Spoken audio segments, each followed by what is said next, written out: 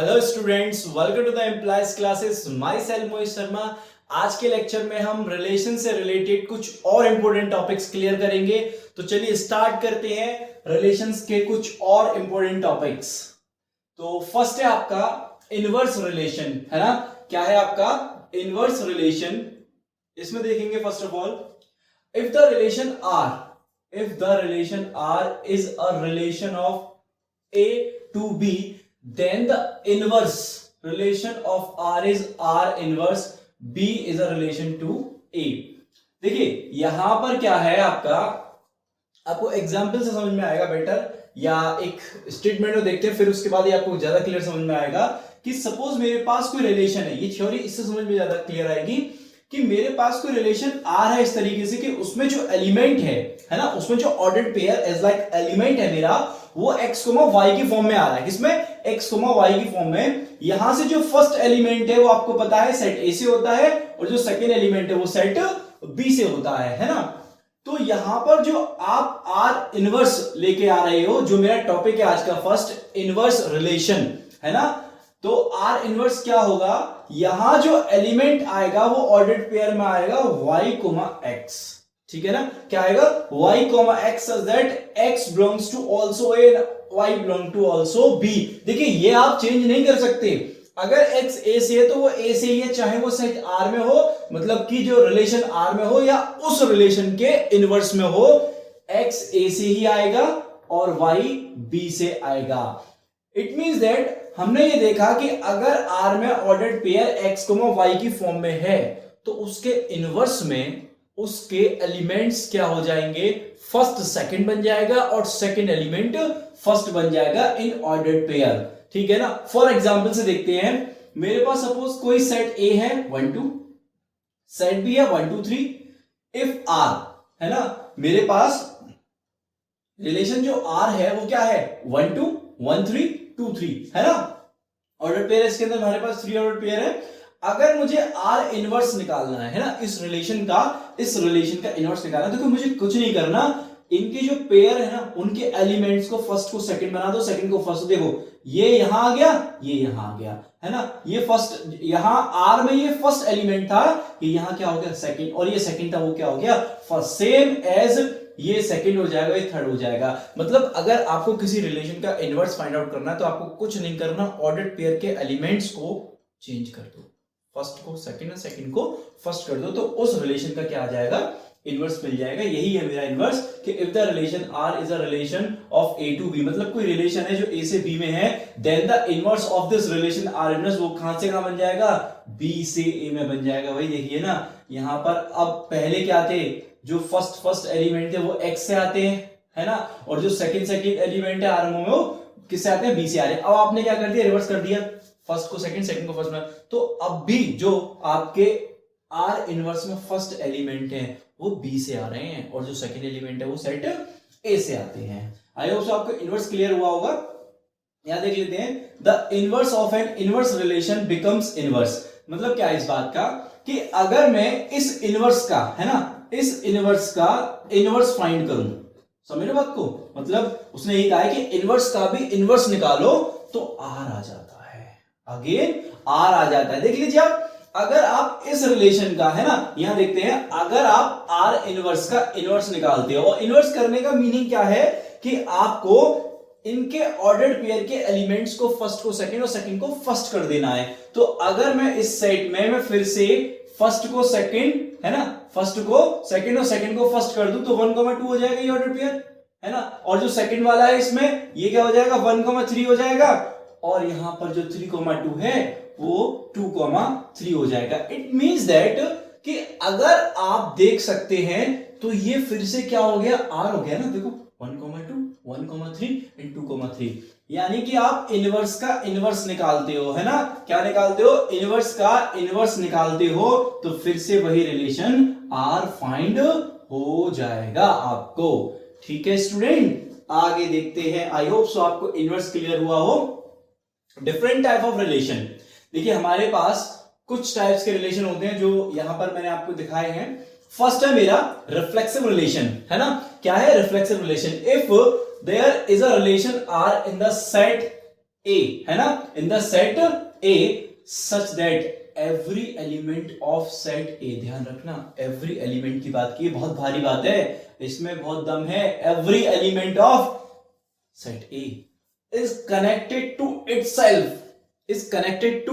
itself by relation R, है ना, then the relation R is reflexive relation, है ना.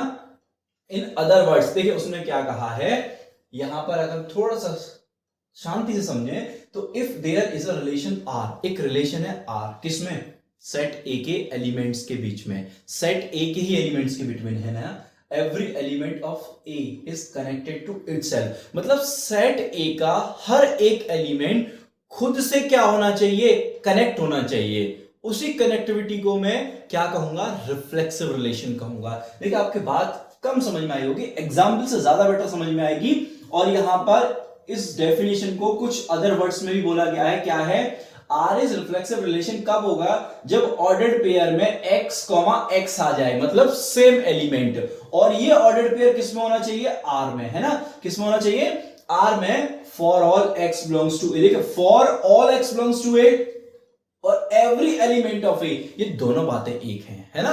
यहां पर अगर फॉर ऑल ना होता तो ये बात चेंज होती, लेकिन यहां कह दिया गया है for all x belongs to A, मतलब ए के एवरी एलिमेंट के लिए, ए के अंदर हमारे पास जितने भी एलिमेंट्स आएंगे उन सभी का ऑर्डर्ड पेयर, है ना, उन सभी का ऑर्डर्ड पेयर किसमें होना चाहिए, अगर रिलेशन में है तो उस रिलेशन को क्या कहेंगे हम, रिफ्लेक्सिव रिलेशन कहेंगे. फॉर एग्जांपल देखते हैं हम यहां पर, आपका सेट ए है, इफ 1 2 3, है ना, देन आर, देखिए मैंने क्या कहा, एक के एवरी एलिमेंट का ordered pair itself order pair, ध्यान देने बात ये है इटसेल्फ, है ना, x, x इस तरीके से, तो 1 लूंगा तो 1, 1, 2 लिया तो 2, 2 और 3 लिया तो 3, 3, तो ये सब क्या है, इनके ऑर्डर्ड पेयर इसके अंदर है. लेकिन आप कहोगे यहां तो सर कुछ एक्स्ट्रा भी है, 3, 1 और 3, 2, तो सेट में ये थोड़ी कहा है कि ये नहीं होनी चाहिए. उन्होंने ये कहा कि कंपलसरी ये है कि ए सेट ए के हर एक एलिमेंट का डबलेट्स, वो डबलेट्स इन्हीं को कहते हैं बेटा, जो सेम एलिमेंट्स मिलते हैं ना, first element second element same होता है, डबलेट्स बोल देते हैं.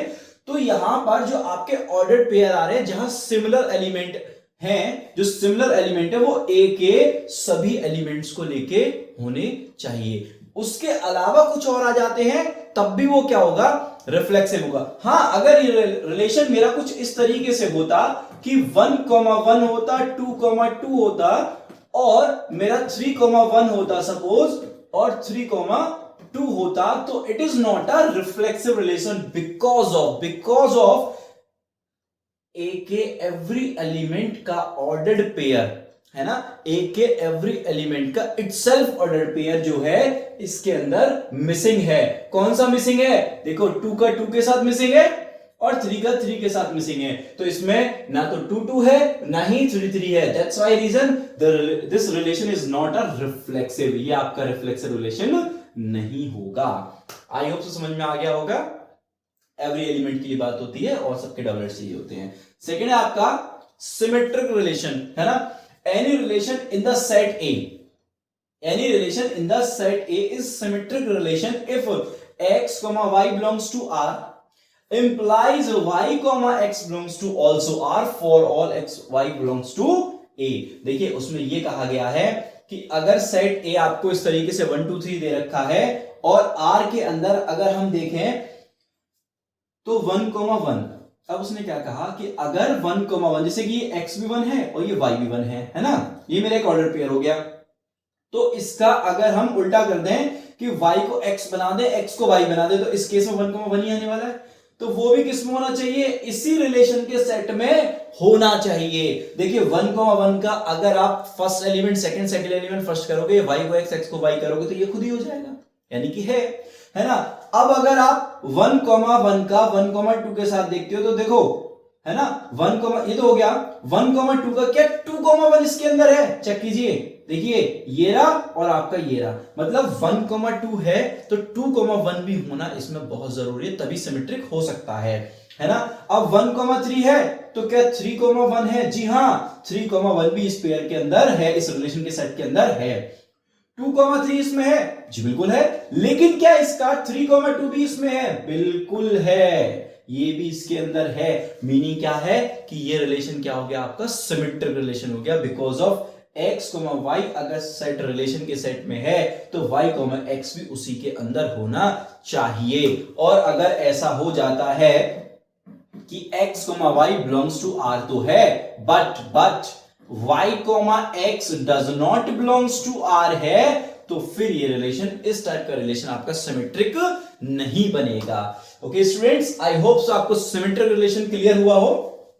आगे देख लेते हैं। अच्छा, सिमेट्रिक में आप कुछ एग्जाम्पल और देख सकते हैं। फॉर एग्जाम्पल कि इस तरीके से कि ये दो पैरेलल लाइंस हैं, है ना। सपोज ये एक्स लाइन है, सपोज ये वाई लाइन है, तो इनके बिटवीन रिलेशन क्या है? देखिए रिलेशन क्या है? पैरेलल का रिलेशन है ना। तो क्या y पैरेलल नहीं, मैं क्या कह रहा हूं, x पैरेलल टू y है ना, x पैरेलल टू y है, बिल्कुल है। अब मैंने क्या किया, y की जगह x रख दो, x की जगह y कर दो। अब मैं कह रहा हूं क्या y पैरेलल नहीं है x के? बिल्कुल है, implies that y also parallel to x। मतलब ये जो एग्जाम्पल आएगा ना पैरेलल का, वो सिमेट्रिक होगा आपका, ठीक है ना। क्लियर है आपका सिमेट्रिक का कि अगर x y के पैरेलल है तो y भी x के पैरेलल हो जाएगी। चलिए आगे देखते हैं। एंटी सिमेट्रिक रिलेशन, देखो इसको स्टूडेंट्स बहुत ही इत्मीनान से समझना। थोड़ा सा सिमेट्रिक से ही है, सिमेट्रिक का थोड़ा सा पार्ट है, लेकिन एग्जैक्टली सिमेट्रिक नहीं है, ये एंटी सिमेट्रिक रिलेशन है। Any relation on any set A is called anti symmetric if and only if की कंडीशन है ना। ध्यान से देखना, ये थोड़ा गलत हो गया है, यहां a, b ले लेते हैं स्टूडेंट्स, ठीक है ना। a, b not x, y। देखिए उन्होंने ये कहा कि अगर a, b belongs to set A, R में है, रिलेशन के सेट में है, और b, a भी उसी रिलेशन के सेट में है, तो implies that a equal b की कंडीशन होनी चाहिए, तभी ये दोनों R में होंगे। और इसके अलावा है तो वो रिलेशन आपका एंटी सिमेट्रिक नहीं होगा। एग्जाम्पल से थोड़ा क्लियर करते हैं इस बात को। सपोज R इक्वल मेरा कोई रिलेशन है। देखिए रिफ्लेक्सिव करने के लिए ना, जो फर्स्ट वाला हमने आपको रिलेशन बताया रिफ्लेक्सिव, उसके लिए सेट ए को देखना बहुत जरूरी होता है। क्यों? क्योंकि सेट ए के एवरी एलिमेंट का हमें क्या देखना होता है? Ordered pair, it's self ordered pair है रिलेशन के सेट में या नहीं। लेकिन बाकी के रिलेशंस को देखने के लिए हमें सेट ए को देखना जरूरी नहीं है। हमें किसको देखना है?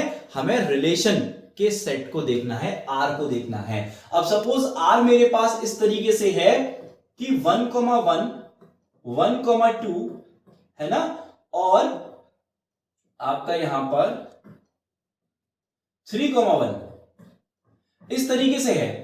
अब उसने क्या कहा कि अगर a, b मैं फर्स्ट वाले एलिमेंट को लेता हूं, है ना, फर्स्ट वाले को हम ले लेते हैं 1,1 को, तो 1,1 मैं इसे इक्वल बोल रहा हूं a, b के, यानी कि ये भी 1 है मेरा और ये भी 1 है। तो उन्होंने कहा b, a, तो b, a क्या होगा? इसी से अगर लें तो 1,1 ही होगा, जाहिर सी बात है 1,1 ही होने वाला है। तो ये तभी हो सकता है, मतलब ये दोनों अगर मिल रहे हैं तो एक ही केस में मिले, जब a इक्वल b। जी हां, कॉमा से इधर वाला a, कॉमा से इधर वाला b, ये दोनों कैसे हैं? इक्वल हैं, तभी वाली कंडीशन होगी। लेकिन अगर यहां 1,2 है आपके पास, क्या है? 1,2, तो क्या 1,2 का इस सेट के अंदर 2,1 है? जैसे कि यहां मैं थोड़ी देर के ला लेता हूं 2,1, ठीक है ना। मतलब इस रिलेशन के सेट में 1,2 है, ऑल्सो 2,1 है।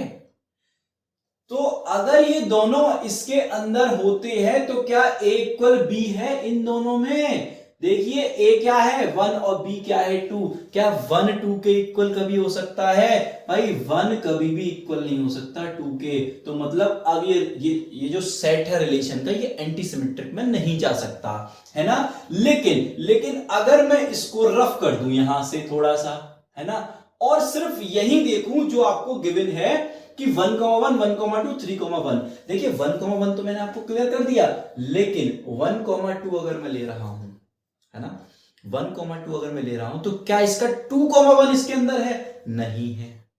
जब नहीं है तो फिर आगे मैं जाऊंगा ही नहीं। 1,2 है, दैट्स इट। 3,1 का क्या 1,3 है? नहीं है, तो 3,1 है। तो इस रिलेशन के सेट को हम क्या कहेंगे? एंटी सिमेट्रिक कहेंगे। अगर डबलेट्स आते हैं, है ना, सारे के सारे डबलेट्स आ जाते हैं 1 1 2 2 3 3, तो भी वो है। लेकिन अगर कहीं किसी भी एलिमेंट की, अगर हम ये कहें शॉर्टली कि कहीं सिमेट्रिसिटी दिख रही है ना, अगर किसी भी एलिमेंट का सिमेट्रिक होना दिख रहा है, जैसे अभी मैंने 2,1 लिया, तो फिर वो एंटी सिमेट्रिक में नहीं जाएगा। सिमेट्रिक अलग रखिए, वहां पर a, b अगर R में है तो b, a भी R में होना कंपलसरी है। ठीक है, यहां एक ही कंडीशन है कि अगर a, b R में है तो b, a भी R में होगा। वह तभी होगा जब ये दोनों एलिमेंट्स इक्वल होंगे, जैसे 1 1 के लिए मैंने आपको बताया। लेकिन एंटी सिमेट्रिक में डबलेट्स के अलावा अगर कोई एलिमेंट और आते हैं, जैसे 1,2 आया, तो इसका आपको रेसिप्रोकल नहीं दिखेगा, मतलब 2,1 नहीं दिखना चाहिए। 3,1 का 1,3 इसमें नहीं दिखना चाहिए। अगर ऐसा नहीं दिख रहा है तो ये एग्जाम्पल आपका एंटी सिमेट्रिक का हो जाएगा। और अगर किसी एक भी एलिमेंट का डबलेट दिख गया, मतलब उसका ये दिख गया इस तरीके से ऑर्डर पेयर कि 1,2 का 2,1, तो फिर वो आपका रिलेशन एंटी सिमेट्रिक नहीं होगा। ठीक है स्टूडेंट्स, यहां पर एग्जांपल है कुछ, ये भी देख लेते हैं। A is a subset of B and B is a subset of A. It's mean A and B are two equal। जी हाँ, टू इक्वल सेट्स होंगे बिल्कुल। देखिए, अगर A सबसेट ऑफ B है and B subset of A है, meaning क्या है? A के सारे एलिमेंट B में कंटेन करते हैं और B के सारे एलिमेंट A में कंटेन करते हैं, तो वो दोनों सेट कैसे हो जाएंगे? इक्वल सेट हो जाएंगे। तो ये बेहतर एग्जांपल है आपका किसका? एंटी सिमेट्रिक का। अभी मैंने बताया जैसे कि A इसको मान लो, B इसको मान लो, तो ये इसमें है और ये इसमें है, इस तरीके से, मतलब ये इसकी इक्वल है, ये इसकी इक्वल है, तो हो गया ना एंटी सिमेट्रिक। एंटी सिमेट्रिक होने के लिए इक्वल चाहिए। तो A सबसेट ऑफ B यानी कि A के सारे एलिमेंट B में, B सबसेट ऑफ A मतलब B के सारे एलिमेंट A में, है ना, तो A इक्वल B हो जाएगा। तो इंप्लाइज दैट यहां से हम देखेंगे A इक्वल B। ये किसका एग्जांपल है? ये मेरा एंटी सिमेट्रिक का है। अगर x y से ग्रेटर है ना, और y ग्रेटर है x से, देखिए कितनी बढ़िया बात है। अगर 2 और 1 ले लेता हूं मैं, सपोज दैट इसी को ले लेते हैं 2 और 1। देखिए 2 बड़ा है 1 छोटा है, 2 बड़ा है 1 छोटा है। अब इसी में क्या ऐसा हो सकता है कि 1 बड़ा हो जाए और 2 छोटा? भाई नहीं, ये तो कभी नहीं हो सकता, है ना। एक ही कैटेगरी में हो सकता है, कब? जब x और y दोनों सिमिलर हो, है ना। कैसे हो? दोनों सिमिलर हो। जैसे मेरा 1 1 का केस हो गया ऑर्डर पेयर में, तो उस केस में हम इसको क्या कहेंगे? हम इस एग्जाम्पल को एंटी सिमेट्रिक कहेंगे कि अगर ये वाली बात और ये वाली बात है दोनों, तो वो तभी हो सकती है जब x इक्वल y होगा आपका, है ना। बाकी का अगर ये एक पेयर दे रखा है तो उसका अपोजिट नहीं होना चाहिए। ठीक है, आगे देखते हैं। ट्रांजिटिव रिलेशन, ये क्या होता है? अ relation R on a set A is called transitive if and only if. कब होगा? जब A, B R में मिल जाए, B, C भी R में मिल जाए, तो A और C भी आपको अगर R में मिल जाता है, मतलब ये दोनों R में हैं और ये तीसरा भी R में बैठा हुआ है, तो हाँ, इस रिलेशन को हम क्या कह देंगे? हम ट्रांजिटिव रिलेशन कह देंगे। जैसे कि A सबसेट ऑफ B है, B सबसेट ऑफ C है, मतलब A के सारे, यहां पर C आएगा स्टूडेंट्स, थोड़ा गलत हो गया है ये, है ना। A सबसेट ऑफ B है and B subset of C है, implies that A subset of C होगा। देखिए A के सारे एलिमेंट B में हैं और B के सारे एलिमेंट C में हैं, तो क्या A के सारे एलिमेंट C में नहीं होंगे? बिल्कुल होंगे। समझ रहे हो नहीं समझ रहे? तो यहां पर एक एग्जांपल और लेते हैं हम अपनी तरफ से। देखिए सपोज मेरे पास में एक A सेट है, A नहीं लेते हम, रिलेशन का सेट बनाते हैं डायरेक्ट। यहां से मैं थोड़ा इसको रफ कर रहा हूं। देखिए यहां पर मैंने लिया सपोज R इक्वल, इस तरीके से बना लिया कि 1, 1, 1, 2 है ना, और 2, 3 और 1, 3, ये रिलेशन का सेट है। क्या ये ट्रांजिटिव होगा मेरा? देख लेते हैं। देखिए 1, 1 यानी कि A, B है ना, यहां से मैंने इसको A ले लिया और इसको B ले लिया, तो उन्होंने कहा A, B R में है। देखिए मैंने ये ले लिया। तो बी कॉमा सी, देखो इसको बी और सी कंसीडर कर लेता हूं, ठीक है ना। देखिए 1 1 ए बी है मेरा, ए और सी है। तो क्या 1 कॉमा 2 भी इस रिलेशन के सेट में है? देखिए ए कॉमा सी भी उसी में होना चाहिए। तो ए कॉमा सी यानी कि 1 कॉमा 2 भी मेरे उस रिलेशन के सेट में, जी हां बिल्कुल है। 1 कॉमा 2 ये खुद हो जाएगा, तो हो गया ना।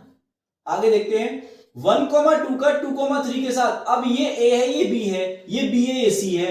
तो 1 2 2 तो ये रहा, तो 1 कॉमा 3 ये रहा मेरा इस रिलेशन के सेट के अंदर। तो ये भी आपका क्या हो जाएगा, सिमेट्रिक की और ट्रांजिटिव के रिलेशन को, कंडीशन को फॉलो करेगा, ठीक है। और अगर हम थोड़ी देर के लिए हम इन दोनों के बिटवीन देखते हैं 2,3 का 3,2, जब 2,3 का 3,2 मिला ही नहीं है ना, तो फिर मैं उस पर जाऊंगा ही नहीं। ये बात समझ में, अगर a, b है एंड b, c ये दोनों हैं तभी तो इसको देखेंगे। जब 2,3 ही है तो फिर मैं उसका b, c भी देखूंगा, तब मैं a, c पर पहुंचूंगा। लेकिन 2,3 के बाद मेरा 3, कुछ और नहीं है ना, तो फिर मैं इसको आगे इस वाले पार्ट को मतलब इस पर पहुंचूंगा नहीं, क्योंकि सेकंड वाला मुझे ये दोनों में से एक ही मिला, दूसरा मुझे मिला है नहीं। तो ये एग्जांपल, अब देखो यहां से इसको भी चेक कर सकते हो 1,1 1,3, तो 1 1 1,3 आ गया, ये भी इसी के अंदर है ना। तो कुल मिला के बात ये है कि आपको a, b, c ये दोनों अगर आर में मिलते हैं तो फिर a, c भी आर में होना चाहिए। और अगर a, b ही मिलता है, b, c नहीं मिलता, तो फिर हम a, c को नहीं ढूंढेंगे। उस कंडीशन में इसको ट्रांजिटिव रिलेशन हम बोल देंगे। फर्स्ट वाला हमने आपको बता दिया, a subset of b, b subset of a implies that a subset of c।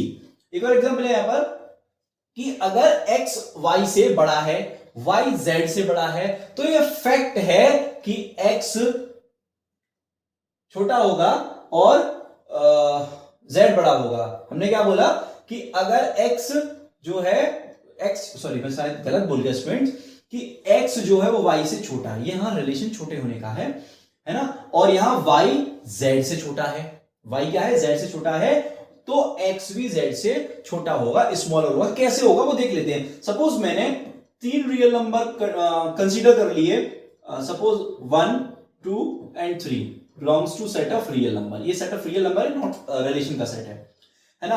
अब मैंने ये कहा कि इसको मैं थोड़ी देर के लिए x और इसको y और इसको z कंसीडर करता हूं, है ना स्टूडेंट्स। तो मैंने कहा कि 1 जो है वो 2 से छोटा है, स्मॉलर है। और फिर मैंने ये कहा कि 2 भी क्या है, 3 से स्मॉलर है।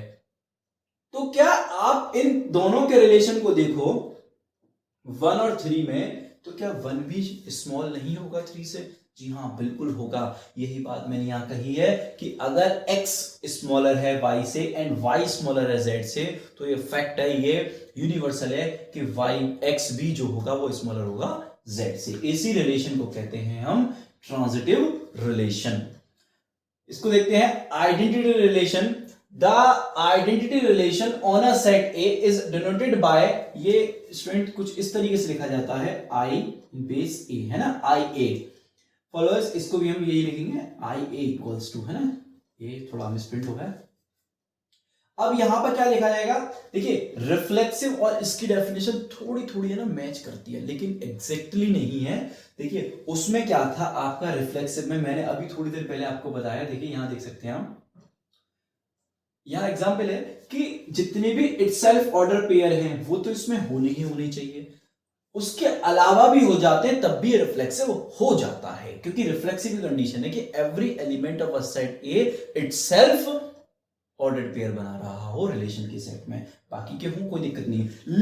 लेकिन आइडेंटिटी रिलेशन मेरा क्या कहता है, आइडेंटिटी ये कहता है कि सिर्फ ए जो बिलोंग करता है ए से, मतलब ए के एवरी एलिमेंट्स के डबलेट्स होने चाहिए, ओनली डबलेट्स होने चाहिए और कुछ भी नहीं होना चाहिए। फॉर एग्जाम्पल के लिए यहां से इसको रफ करते हैं, यहां से हम देख लेते हैं कि सपोज मेरे पास ए कोई सेट है जिसके अंदर एलिमेंट है 2 4 और ए, है ना, इस टाइप से। तो ये ए सेट है। अगर मुझे रिलेशन का सेट को क्या दिखाना है, आइडेंटिटी रिलेशन दिखाना है स्टूडेंट्स, तो आपको हर एक एलिमेंट का डबलेट्स मिलना ही चाहिए। अगर ये नहीं मिला, एक भी मिस हुआ, एक भी डबलेट्स मिस हुआ, सेट ए के किसी भी एलिमेंट के लिए अगर एक भी डबलेट मिस हुआ तो वो आपका रिलेशन का सेट आइडेंटिटी रिलेशन कभी नहीं होगा। और इन एलिमेंट्स के डबलेट्स के अलावा भी कोई और ऑर्डर्ड पेयर मिल जाता है तो भी आइडेंटिटी रिलेशन नहीं होगा। ये सिर्फ और सिर्फ तभी आइडेंटिटी रिलेशन होगा जब हर एक एलिमेंट का डबलेट, ओनली डबलेट ही हो और कोई ऑर्डर्ड पेयर इसके अंदर ना हो, तभी इसको क्या कहेंगे, आइडेंटिटी रिलेशन। अब यहां से क्वेश्चन उठता है, क्या एवरी रिफ्लेक्सिव रिलेशन है ना, every reflexive relation identity relation हो सकते हैं? नहीं। क्यों? क्योंकि उसमें डबलेट्स के अलावा और भी ऑर्डर्ड पेयर आ सकते हैं, है ना, जिनमें फर्स्ट और सेकेंड एलिमेंट सिमिलर नहीं होंगे, वो भी रिफ्लेक्सिव में चल जाते हैं। लेकिन आइडेंटिटी में हर एक ऑर्डर्ड पेयर के अंदर हर एक फर्स्ट और सेकेंड एलिमेंट क्या होना चाहिए, इक्वल होना चाहिए। और क्या हर एक आइडेंटिटी रिलेशन रिफ्लेक्सिव हो सकता है? कन्वर्सली बोल रहे हैं हम तो जी हाँ, बिल्कुल हो सकता है। क्यों? क्योंकि उसमें कंपलसरी है कि वो तो होने ही चाहिए डबलेट्स एवरी एलिमेंट्स के।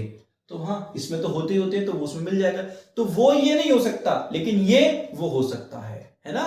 स्टूडेंट्स, आपको आई थिंक रिलेशन के टाइप समझ में आए होंगे।